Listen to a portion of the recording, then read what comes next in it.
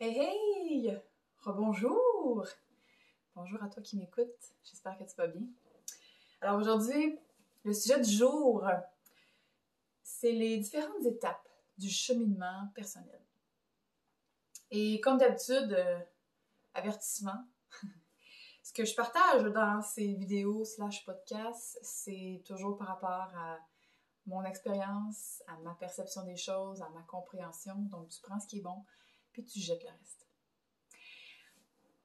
Donc, ce que j'ai découvert à travers mon cheminement personnel, développement personnel, spirituel, tout ça, c'est comme un gros mélange. Ça fait une dizaine d'années, plus ou moins une dizaine d'années que j'ai... En fait, c'est suite à ma dépression, il y a près de 10 ans. J'ai vraiment frappé un mur parce que j'étais complètement à côté de la traque. J'étais dans ce que j'appellerais la première phase.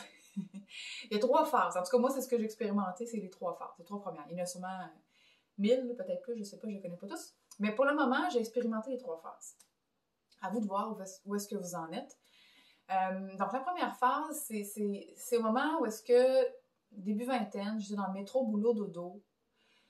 J'avais des concepts de bonheur et de succès. Je courais après, justement, cette espèce de terre promise, tu sais. Dans ma tête, je me disais, OK, je vais avoir une bonne job, ma maison, mon chum, mon petit chien, des REER, une thermopompe. Avec ça, là, ça va bien aller. Alors, je vais être heureuse et accomplie. Hein? Ben, pas tant que ça, finalement. Ça m'a pété dans la face sur un esti de temps, je peux te dire. Parce que, début, plus ou moins 23, 24, là, je me levais à tous les matins avec une angoisse au ventre, avec un mal de vivre, avec une sensation de... Je me dis, mon Dieu, ça n'a aucun sens de vivre comme ça. Je suis pas venue sur la planète pour payer une hypothèque puis plier du linge à la fin de semaine. Là. Ça n'a pas de sens. Et là, ça s'est mis à me trotter dans la tête et plus le temps avançait, plus j'angoissais, plus je paniquais. J'avais vraiment l'impression de ne pas être à la bonne place. Là. On m'a pas mis sur la bonne planète. Et finalement, ben, la dépression s'est présentée. Et ça a été un des plus beaux cadeaux que la vie m'a offert. Je suis vraiment tombée très creux. J'ai eu des idées noires. Et cette espèce de zone vraiment inconfortable m'a poussée à sortir de cette première phase, qui est la suivante, selon moi. C'est la phase inconsciente. C'est-à-dire on sait pas qu'on sait pas. On sait pas qu'on est inconscient. On rentre dans une espèce de roue de la vie. Là, on est dans le début vingtaine, on a les concepts de nos parents, on sait pas trop qui l'on est, on est allé à l'école, on s'est dit, OK, on nous a dit qu'il fallait faire telle affaire pour avoir une belle vie réussie, sinon ta vie c'est de la merde, si t'as pas de diplôme ou whatever, ou faut que tu aies atteint telle affaire pour avoir une bonne vie, pour être respectable, tu sais, toute espèce de concept d'ego. Là, tu te dis, oh, OK, c'est ce que je dois faire, fait que j'y vais, tu sais. Donc, on avance sans conscience, sans vraiment savoir qui l'on est, sans savoir vraiment ce qu'on a envie, ce qu'on est venu faire ici, si je peux m'exprimer ici. Et donc, on est un peu comme un robot. Et on est souvent dans un mode victime. Et là, je sais que ça peut déranger parfois quelques personnes d'entendre ça, mais been there, done that, je le suis encore. Ce mode victime nous a tellement été ancré en nous depuis des millénaires que c'est dur d'en sortir. Mais, je vais vous expliquer d'étape en étape, on devient de plus en plus conscient et on peut reprendre son pouvoir de plus en plus, ou du moins se responsabiliser. Donc, bref, la première phase, ça a été ça. Ça a été souvent, puis on en voit beaucoup, de plus en plus. Donc, les gens sont pas conscients vraiment, ils rentrent dans le métro boulot dodo, ils sont malheureux, leur vie n'a pas vraiment de sens, ils ne se sentent pas nécessairement accomplis, ils sont souvent malades. On voit qu'il y a quelque chose qui cloche là. On voit que on dirait qu'il y a quelque chose d'éteint. Et c'est comme ça que je me sentais. J'ai l'impression d'être complètement éteinte. Et donc, cette première phase-là, souvent, pour en sortir, il faut vivre quelque chose d'intense, une dépression, perte d'emploi, un décès, une séparation, quelque chose de frappant, là, qui nous brasse et qui nous sort un peu oh mon Dieu, de notre zombieiste, là. On est comme des zombies, qui nous sort un peu de ça, là, puis qu'on fait comme, wow, ok, attends un peu, là, on dirait que je suis sur le pilote automatique depuis 10 ans, là, puis là, je me rends compte que ça marche pas. Alors souvent, ben, on passe par une espèce de tunnel inconfortable, hein? Puis j'ai l'impression que c'est un peu ça. T'sais, là, pour ceux qui sont sur le podcast, vous ne le voyez pas, là, mais c'est un peu comme un tunnel, tu as comme une grosse ouverture, puis ça fait, oups, ça rapetisse un petit tunnel, oups, là, ça rouvre. Il y a comme, c'est de l'expansion et de comment on dit? Expansion, ouverture, fermeture, ouverture, fermeture. Je me cherche l'autre terme, là, mais il faut voir ce que je veux dire. Expansion, extraction, en tout cas, je sais pas quoi le terme. Mais tu vois ce que je veux dire. Donc, il y a quelque chose qui ouvre, quand il y a une nouvelle étape, une nouvelle marche. Puis à un moment donné, tu fais comme, là, je m'en vais dans un petit tunnel pas le fun, là, faut que je passe à travers ce petit bout-là pas le fun pour pouvoir passer au prochain, tu sais. Et donc, c'est ça. Fait que souvent, les moments difficiles sont les éléments précurseurs, sont les éléments charnières à la prochaine étape, je peux dire, dans le cheminement. Puis ce cheminement-là, je pense qu'il finit jamais. Là. Mais voilà, donc c'est comme les différentes étapes. C'est comme si on avait des croisées de chemin, des Y, à plusieurs moments dans notre vie. Et il n'y a pas de bons, de mauvais moments pour s'éveiller ou pour évoluer. Il y en a que ça va être à 20 ans, d'autres à 35, d'autres à 40, d'autres à 80. Je veux dire, chaque personne vient vivre son cheminement qui arrive ici. Et donc, c'est ce qui s'est passé pour moi. Ça a été la dépression. Et là, je suis tombée. En fait, j'ai lu mon premier livre de développement personnel, qui était, Marcy Shimoff.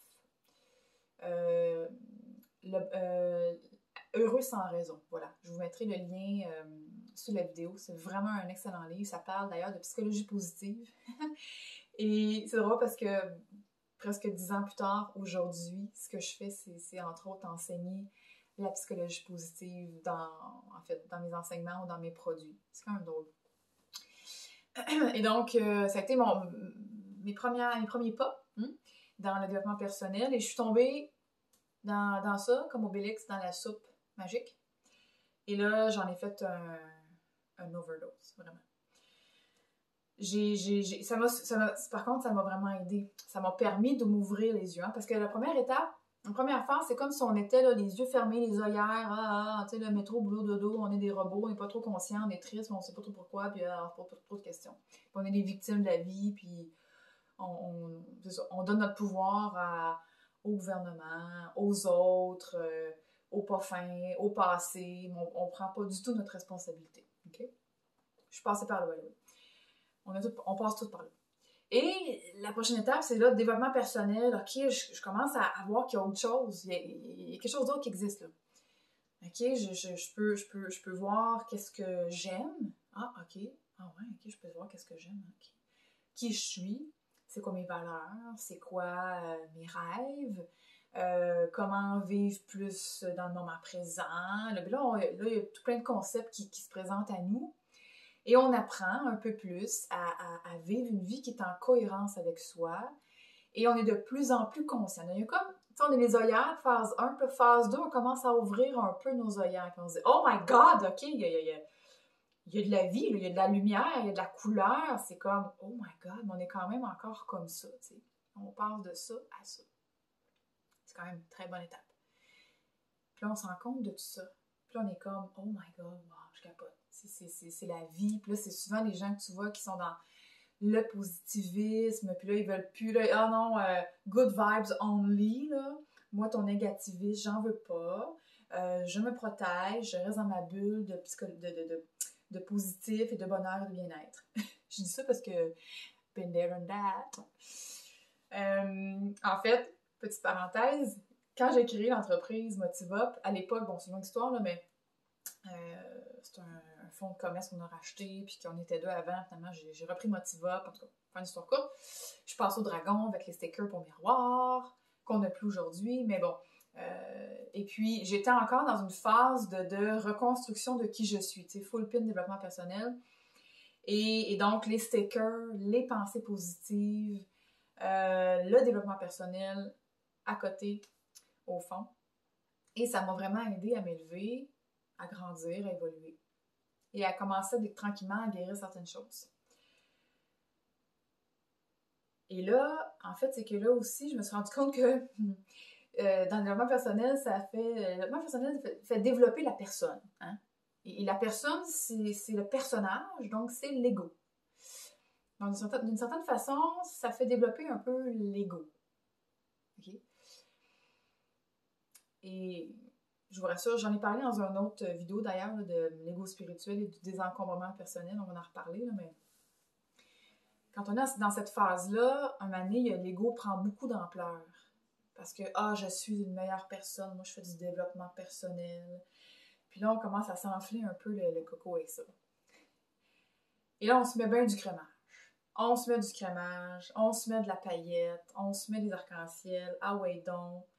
On vit dans un monde de licorne. Puis là, bon, on fly un peu là-dessus. Mais à un moment donné, paf! Une claque d'en face. Tu te réveilles un moment donné, puis tu te dis, coudonc, il me semble que ça fait pas mal de temps que je fais du développement personnel. Puis Chris, excusez, j'ai sacré, mais c'est pas grave. Puis Chris, je me sens toujours aussi mal. J'ai toujours autant de souffrance. Je souffre quand même. J'ai bien beau m'étiqueter des stickers partout, des affirmations positives, donc des prières, des mantras, des tabous de rêve, toute la patente. Les huiles essentielles, puis toutes les chakras, les colliers de pierre, puis toute la patente, là. Mais je souffre quand même. À quoi ça sert? Et là, tu t'effondres. Et c'est la nouvelle phase qui embarque. Et ça se peut que vous ayez un petit bruit bizarre de mouche, là, parce que j'ai encore une mouche. Que voulez-vous? Bzzz. Ah, là-bas. Je t'aime beaucoup, là, mais merci, bye. Bon. Donc là, tu te pètes la gueule encore, puis tu retombes dans le petit tunnel pas confortable. Et là, ça t'amène où? Ça t'amène dans le cheminement un peu plus spirituel. Et dans ce cheminement spirituel-là, ben, il y a l'ego spirituel qui arrive aussi, by the way, hein, parce que l'ego, il se transforme, il s'adapte. Fait qu'on passe par l'ego spirituel et tout ça. Mais quand même, le cheminement spirituel souvent nous amène à aller faire du shadow work, du travail sur nos parts d'ombre.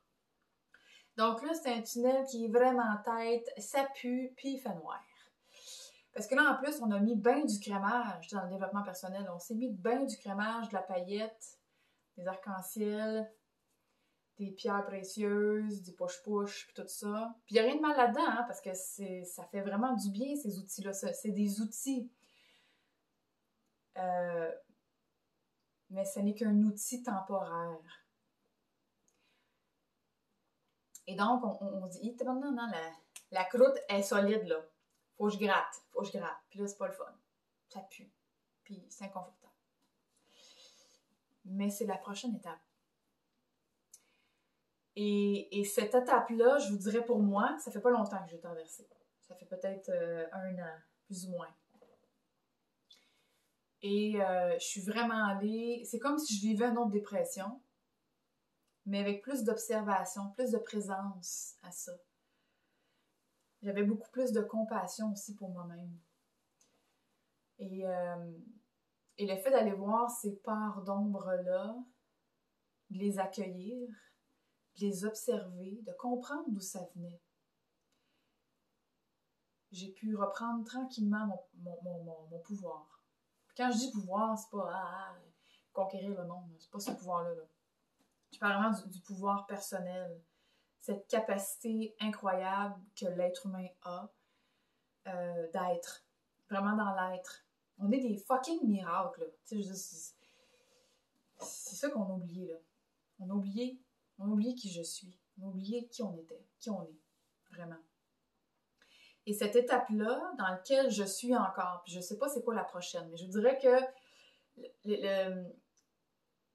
le cheminement plus spirituel, tantôt je vous disais, on commence comme ça, les yeux fermés, pour ceux qui sont dans le podcast, excusez-moi, vous voyez pas, mais on a les œillères complètement fermées.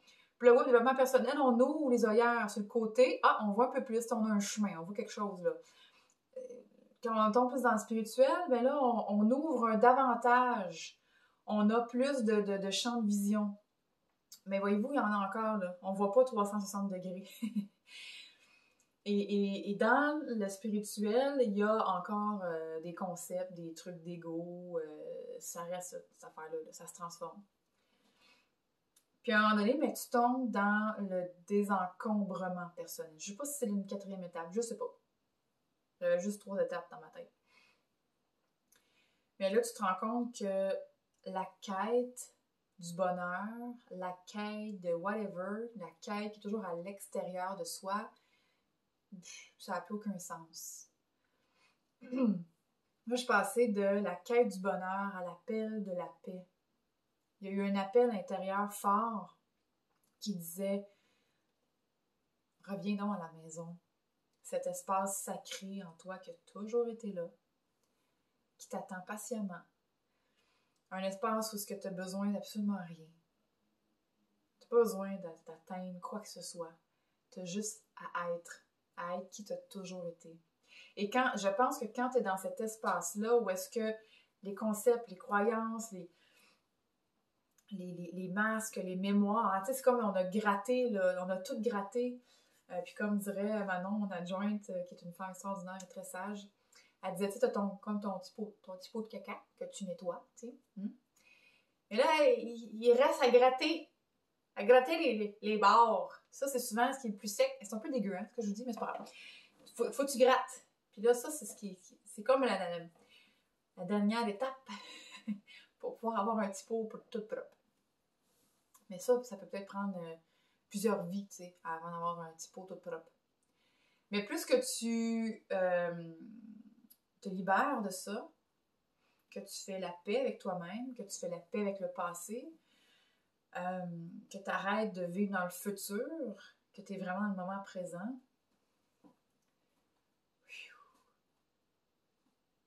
c'est particulier.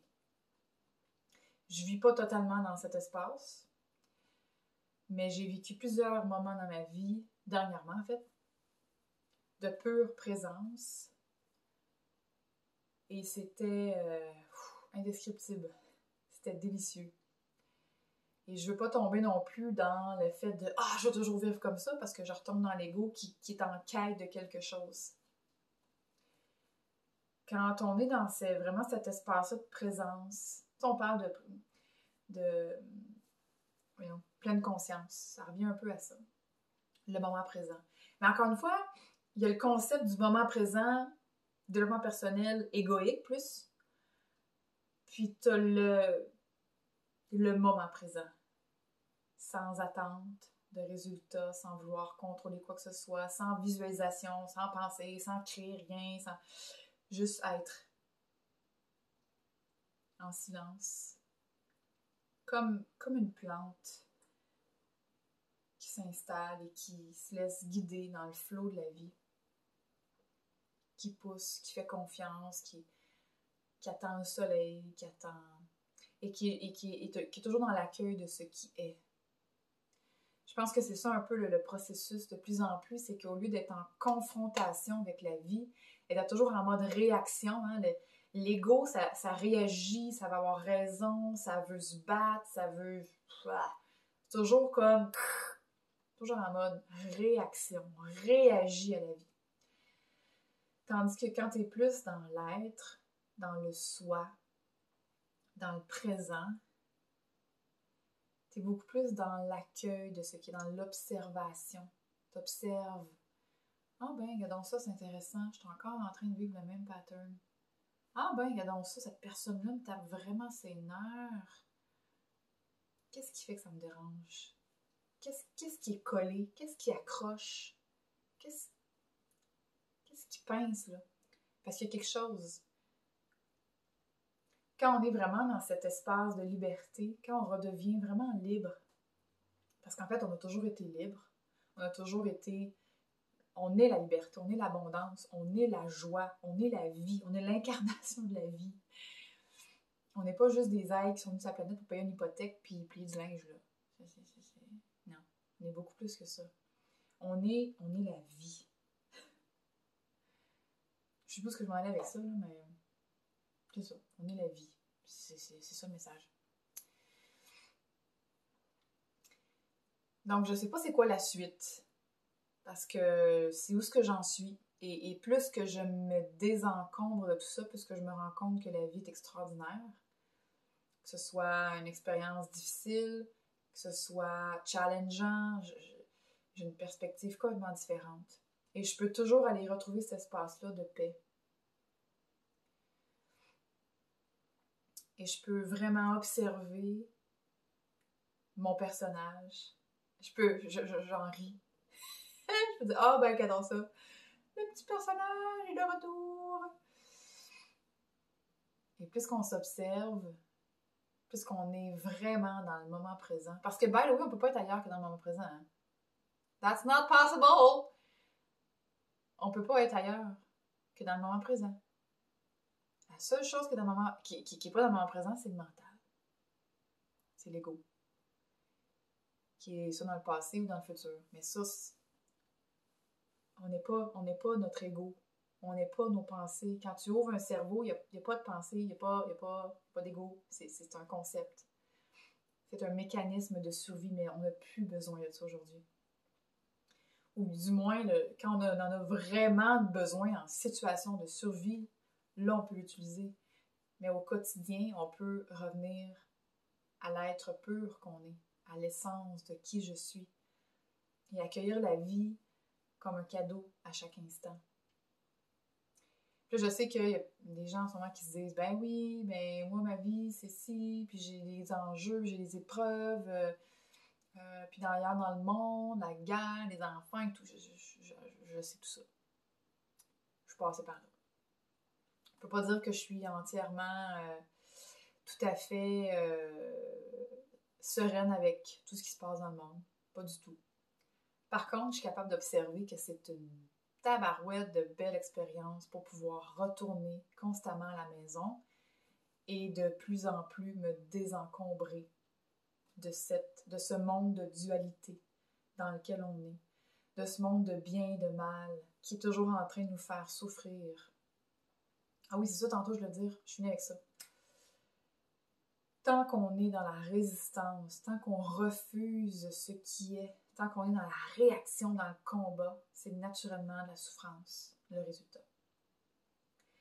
Quand on passe à l'observation, quand on passe à la conscience, qu'on est vraiment dans le ici, maintenant, je ne veux pas vous dire que vous n'aurez pas mal ou que vous ne serez pas touché ou que vous ne serez pas atteint, parce qu'on reste des humains, on reste des êtres d'émotion. Par contre, vous allez avoir la vigilance de ne pas catégoriser les choses et donc de ne pas vous faire un scénario et un concept par rapport à vos croyances et finalement vous faire du mal pour rien. Parce qu'en nourrissant ce concept-là, cette mémoire-là, tout ce qu'on fait, c'est nourrir planétairement parlant, collectivement parlant, ces mémoires, comment on dit ça? Ces pensées collectives-là. Et tant que c'est là, tant que cette lourdeur-là collective est là, ça va être dur de trouver cet espace vraiment de paix que j'ose croire. Je suis vraiment une grande rêveuse, là, mais que j'ose croire qu'il est possible. Et plus que chacun d'entre nous, on choisit à nouveau. On arrête de suivre le chemin de la peur et de l'ego et qu'on choisit de plus en plus le chemin de l'âme, du soi, de cet espace sacré, de la non-dualité, de l'accueil de ce qui est, du flot de la vie. Je pense que de plus en plus, on va pouvoir en ressentir autour parce que l'extérieur est le reflet de ce qui est à l'intérieur de nous. Alors tout ce qui se passe, on en est un petit peu responsable. Parce qu'on, sans le savoir, inconsciemment, on nourrit cette croyance. Et je vais vous laisser avec ce concept. Donc, je disais la phase 1, on a les yeux fermés. La phase 2, on commence à ouvrir ses œillères. La phase 3, on ouvre encore plus. Et ainsi soit-il pour le reste. J'ose croire que ce que je nous souhaite de pouvoir grandir encore plus et expérimenter cet espace de vraiment tout est possible, cet espace de miracle constant que j'ai vécu d'innombrables fois, que je suis certaine que vous avez vécu aussi dans votre vie, que d'autres personnes ont vécu aussi. Et je me souviens, il n'y a pas longtemps, j'ai écouté une émission sur Netflix, je me souviens plus du nom, c'est une affaire sur la méditation, puis il y avait un moine de 92 ans, quelque chose comme ça. Un homme, mais incroyable, incroyable, il transperçait la caméra. Et par sa simple présence dans une caméra, là, il n'est pas en face de moi, là, je ressentais la joie de l'habiter, la joie d'enfant, la naïveté d'enfant. J'avais l'impression que c'est la vie qui l'habite. Il était vraiment vivant. Hein, on regarde des fois les gens, ils ont les zombies, là, ils ont les morts vivants. Là, lui, il était vraiment, vraiment vivant. Puis il disait, on ne peut pas éviter la douleur. Bon, la douleur,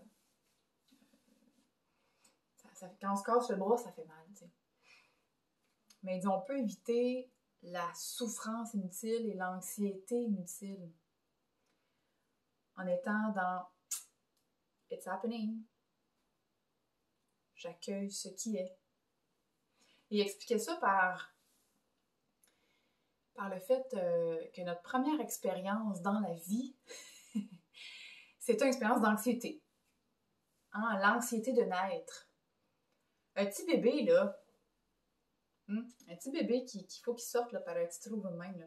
Il se dit « Hi! Pas sûr que ça passe! Pas sûr! Non, non, non, non! » Il doit probablement avoir une douleur physique. Bon, on s'entend, là, j'ai pas d'épreuves scientifiques là-dessus, mais si je prends le concept du monsieur, c'est qu'il y a une forme de douleur, il y a comme, oui, il y a une anxiété, il y a comme quelque chose, on sait pas trop, on comprend pas, on sait pas ce qui se passe, on sait pas comment on va y arriver, comment on va passer dans le petit tunnel, tu sais, que j'expliquais là. Comme expansion, ouverture et fermeture, ben là, il y a une fermeture pas pire, là, parce que moi, je suis pas pire gros, puis le trou, il est pas de gros. Enfin, ça sera pas le fun. Mais qu'est-ce que l'enfant fait? Est-ce qu'il refuse?